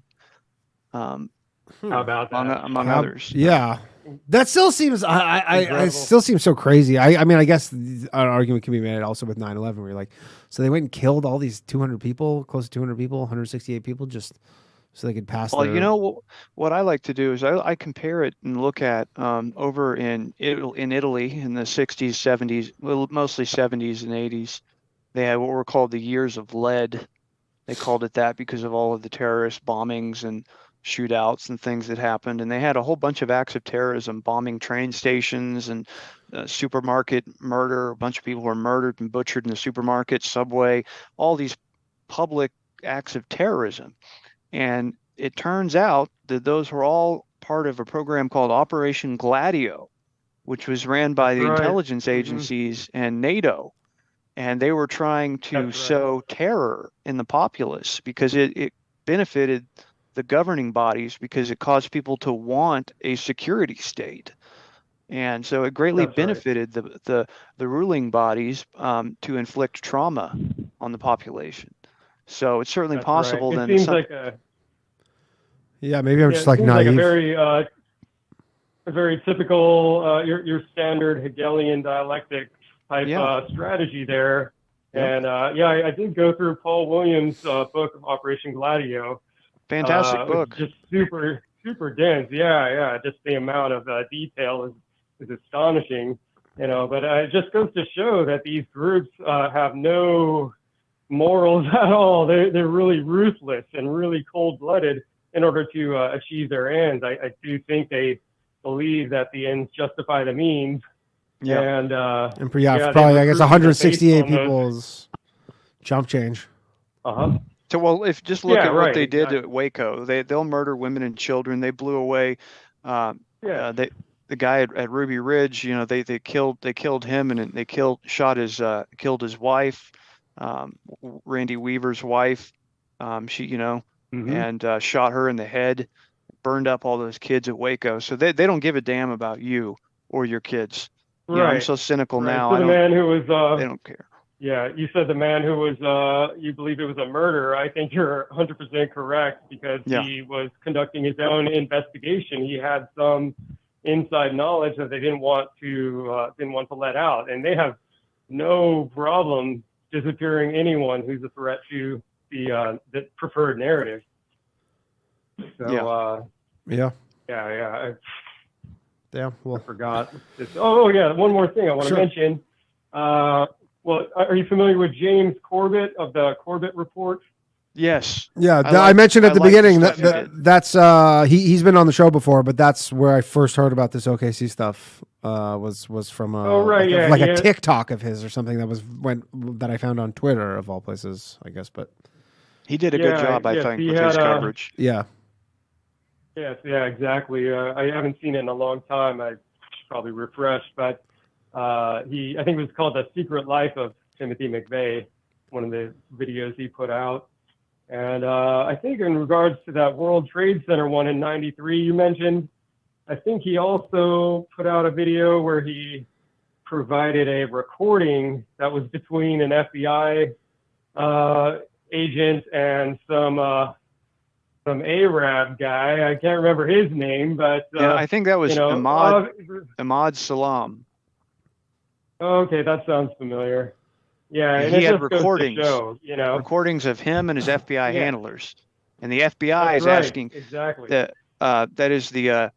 He is asking the FBI if he can replace the explosives with inert powder. He wants to do that, and the FBI is telling him, no, don't do that. They want him to stay on with the bombing operation and to push it along. And basically, they failed in handling him with any sort of finesse, and he ended up leaving no longer participating with the FBI, and he ended up leaving the plot altogether. And that created the vacuum where Ramzi Youssef came and got involved, and then it became much more deadly. But the FBI had an opportunity there to stop the '93 World Trade Center bombing. And from the recordings that Ahmad Salam made, you can tell that they're more interested in continuing their investigation than stopping any kind of bombing. Right. Crazy stuff. Anything else, caller? Anything else you want to add? Oh, that's about it. Just shout out to you guys. Great work. Keep it up. Thank you. Thank you for calling. Thank you. All right, we're going to wrap this bad boy up shortly. Thank you again for coming on. So, is there anything else? Because there was something that I came across that some people regarding the explosion, something along the lines of a nitrous gas cloud that some people talk about as I don't know if you know anything about this. It's just I was doing some just preparation for this, and some people say essentially like I believe like however the explosion was, there was some sort of nitrous gas cloud which above it, which I believe was the reason why it could not have been ammonium nitrate. Okay. I think that's what it was. I hadn't heard about that. No, okay. Yeah, I hadn't heard about that. What I often hear is because it was an ammonium nitrate bomb.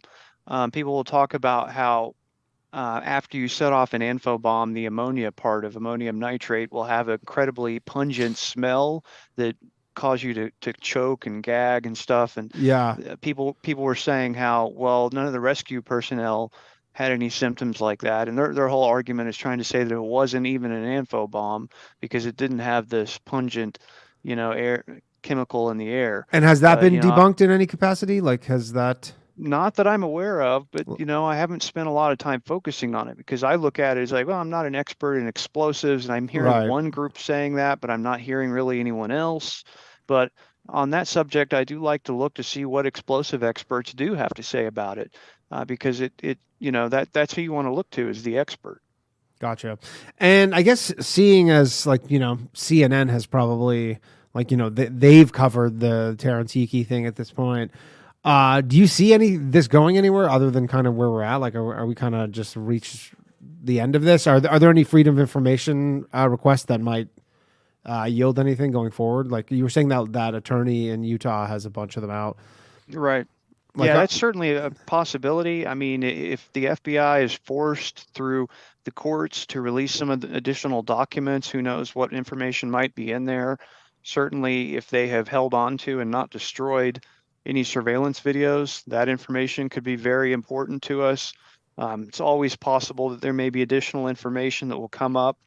And so all hope is not lost. But at this point, I think it's we need to look at things like CNN covering the Yeakey story as a net positive. Yeah, It's very, that just seems like the whole thing might be a little long in the tooth, I suppose, if once they're getting to it, you know what I mean? right. But well, it's almost like now it's okay for them to question it or talk about it. Yeah, let me now just it's history. let me take this one last call here. 1 moment. Hello, thank you for continue trying to get through. You are on Low Value Mail. Who am I speaking with? Oh, hey, this is Meg from Idaho. Meg from Idaho. Thank you for keep trying to get through. You're the last call of the night, Meg from Idaho. You're on with Richard. Go ahead, please. I just want to remind you, you guys keep asking why would they do this? Yes. Remember that the Clintons had an election coming up in 1996.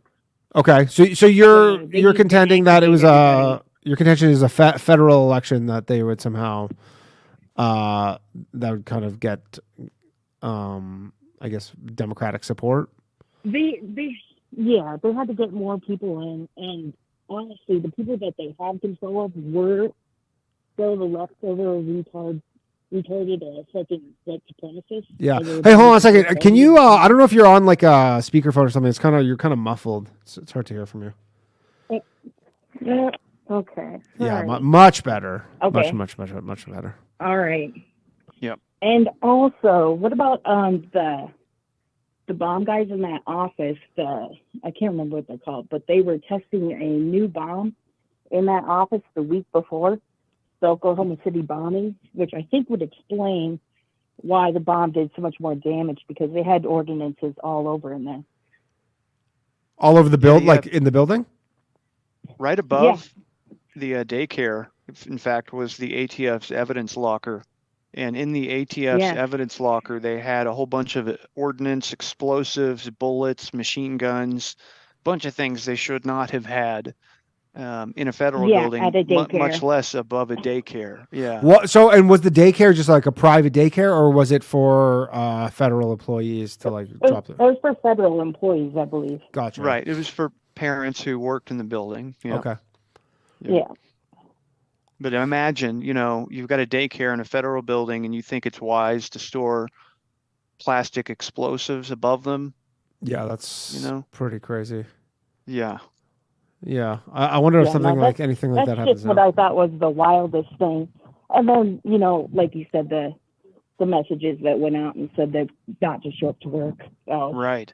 Weird as hell. The not to show up to work thing is just, unless someone can give a pretty good explanation of why that is. That seems incredibly suspicious. Damning. Yeah, absolutely suspicious. Yeah. If you go and look at the Dateline or the 2020 broadcast, the families want to know, where they interview this guy who, was said to him that they were not here today. They were paged and told not to come into work. And his supervisor was standing there with him and observed this exchange. So it's not like this one guy's word. You've got multiple witnesses to this.